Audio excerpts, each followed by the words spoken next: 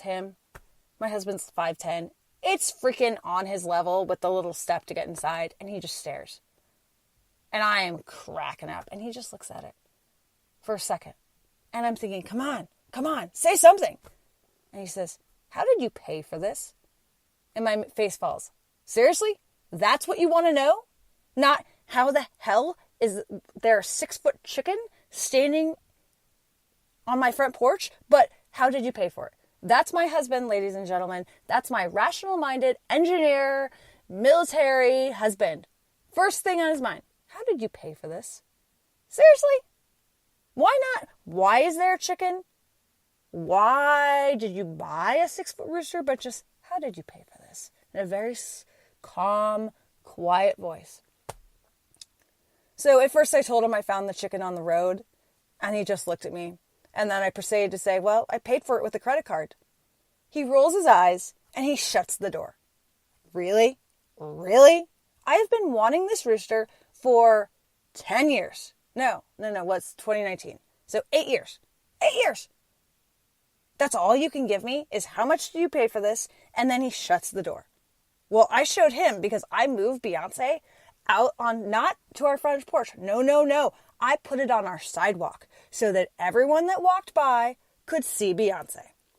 So yesterday, about an hour later, I had to go. I had just started karate back in January, and yesterday was my first grading to get my next belt. So I had to go. But Beyonce stayed. So I went to my grading. I come home a couple hours later. First thing my husband says, the old ladies are talking in the neighborhood. I'm like, what are you talking about? The old ladies, they're whispering, they're stopping and staring. Okay, what's new there? They're staring at Beyonce. I don't like it. Really? Oh, okay, well, I'm starving from, I did 10 minutes of burpees. That's what we did at karate at the end. Thank you, Sensei Ralph. So I go and I eat super clean. I don't eat sugar generally. And I went and I was going to finish off. I had a little bit left of Ben & Jerry's pint of ice cream. I'm starving. So I go outside. I'm sitting on the porch. I'm sitting next to Beyonce. And I'm watching. There was a kid walking down our block. And immediately, as he sees Beyonce, he crosses the street. Beyonce is a guard chicken for sure. And then the neighbors across the street, kind of a little bit like across, but kind of a little down, they would not even meet my eyes. They come out of their house, and I saw them staring at Beyonce. Like, what the hell is a 6-foot chicken doing in our neighborhood? What the hell? Is it real? No, I doubt they were thinking it was like Godzilla Beyonce. But still, they would not meet my eyes. And I'm just eating my ice cream. And I wasn't doing it like to spite any neighbors. Like, I really do enjoy our neighborhood and our neighbors. I love our neighbors. But really? You know, like the first thing, if I saw a 6-foot chicken in someone's yard and I saw them outside, I would be like, what's with the chicken? Why do you have a 6-foot rooster? But instead, they stare at Beyonce like as if staring down the chicken was going to, like, I don't know, make the chicken rooster disappear or move or something. And then they kind of sighed and they got in their car and left. So I have old ladies chatting or whispering, and I have neighbors avoiding my eyes and not liking the rooster. And as it happens, our neighbors next door had an open house yesterday, which I thought was perfect. Because who doesn't want to live in a house next to a chicken? Like, that's the house I want to live in. If I was looking for a house and I saw a chicken next door, I would be like, those are the people I want to talk to. I want to talk to people who have a 6-foot chicken in their yard. I do. I want to know those people. Because who wouldn't want to be next? Who wouldn't want to be known as the house next to the chicken? I mean, we are a landmark, folks, now. We are a landmark.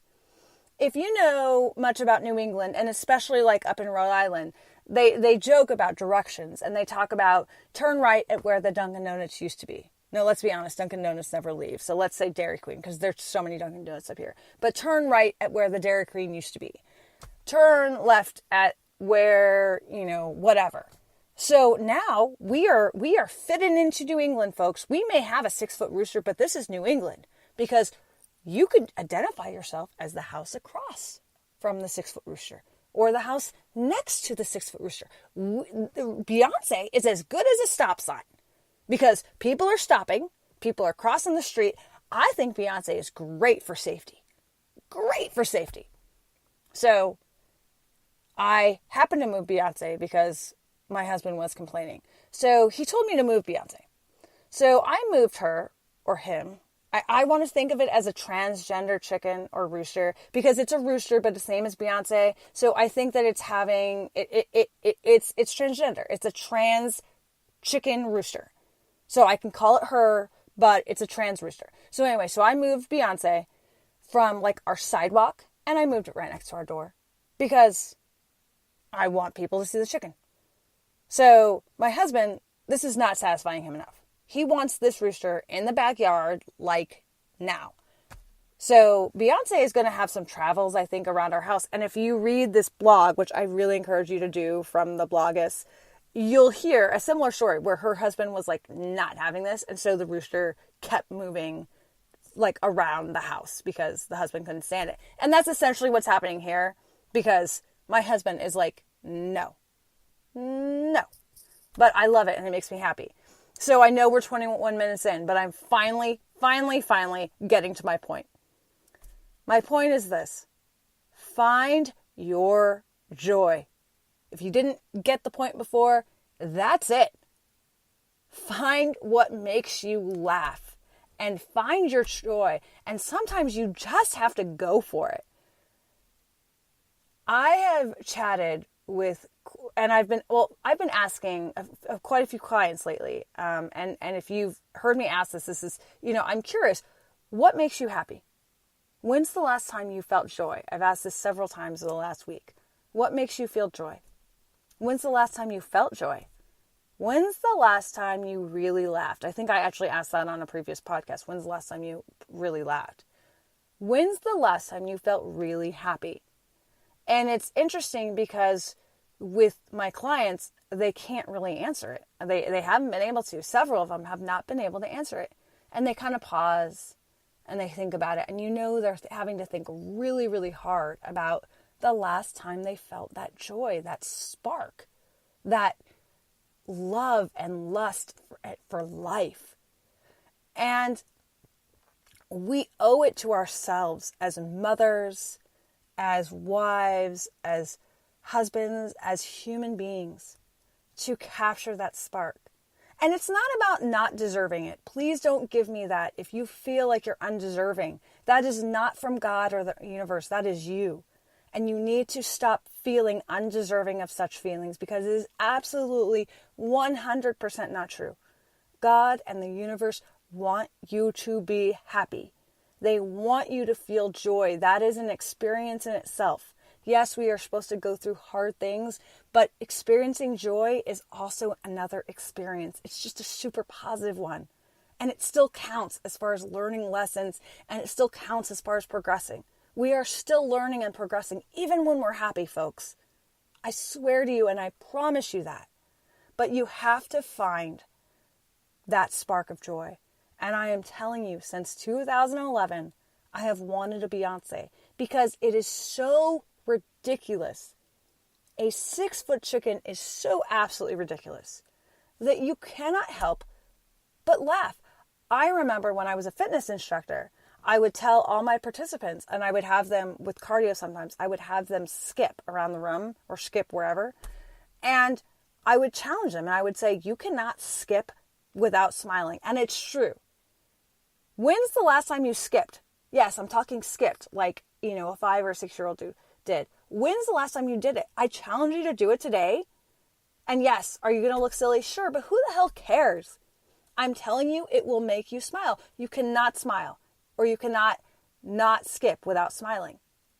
I promise you, I've had told too many people in my classes to skip, and everyone ends up smiling and laughing because it's so childlike and it's capturing that childlike enthusiasm. I read a book a few years ago called Finding My Muchness. And Finding My Muchness was written by a woman that also suffered child loss. And she felt like she had lost that spark of joy. And for her, finding it again involved really sparkly things. No, I'm not talking about diamonds. I'm talking about glitter and light, because light reflects it. And her whole idea was to find things that sparkle. And that starts your joy. And for me, is a 6-foot chicken absolutely 100% ridiculous? Yes. But it makes me happy. And it reminds me to not take myself so seriously. This chicken is so out of the box that it's funny. And it's about being comfortable in your own skin and saying, I don't care if my neighbors look at me differently because I have a 6-foot chicken. Like, it's about owning who you are. And I want to be friends with those people that own it. I have a friend that we went over to her house for a dinner party, and she arrived in a crown, or she opened the door with a crown. It wasn't her birthday. It wasn't a special day. She literally opened the door and she had a crown on her head. And I was friends with her before, but it made me fall in love with her a little bit more, because how can you not love a woman who just randomly puts a crown on her head and opens the door? Like, it was her. And she owns who she is. It's an essence. And I'm not encouraging you to put a crown on your head, but it's almost like you have to capture that enthusiasm, that childlike playfulness. When we used to dress up. I don't think I ever really dressed up. But you know what? Putting a tiara on, that's kind of fun. I did it, I think, for my first marriage. I've been married before. I had a tiara on my head. And it's stuff like that. It's kind of, I feel pretty. You know, I want to sing that song, I feel pretty. But yeah, but anything goofy like that, like, why not go for it? It's capturing that joy in the most obsidious of ways. And I think that we as women need to do that more. We are so serious and so concentrated. I mean, like, this last week for my family has been so absolutely crazy. I have had budget meetings with my town because I serve as a representative in my town for budget stuff. I have lacrosse games. I have karate. I have this. I have that. And my husband and I are running around like crazy, trying to do that, trying to eat clean, making sure we're not, eating bad stuff and finding ways to put healthy meals and healthy food in our body, and still running around just crazy. And we haven't been able to pause, and our life is so go, go, go that we don't ever take time to just stop and laugh or find those joyful moments.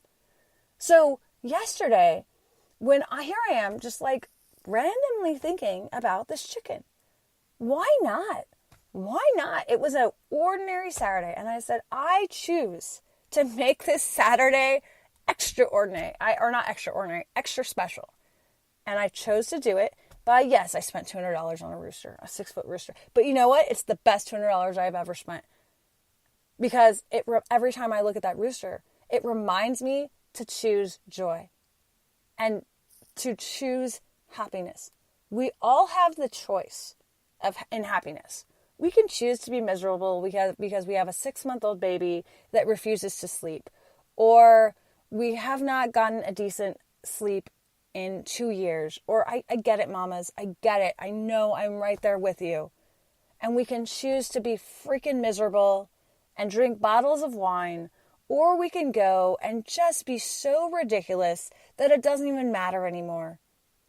We can choose to be goofy enough to go skipping down the block just because, or to wear a tiara on our heads, or to dress up in our kids' dress-up clothes, or to dance to a Beyonce song, or dance to sing to, I know we all know that song, to Barbie Girl from Aqua. Do you remember that? 90s teens? Like, what about singing the Spice Girls? When's the last time any of you sang to a Spice Girls song? Stuff like that just brings out that inner child, that inner self that doesn't care what anyone else thinks of us.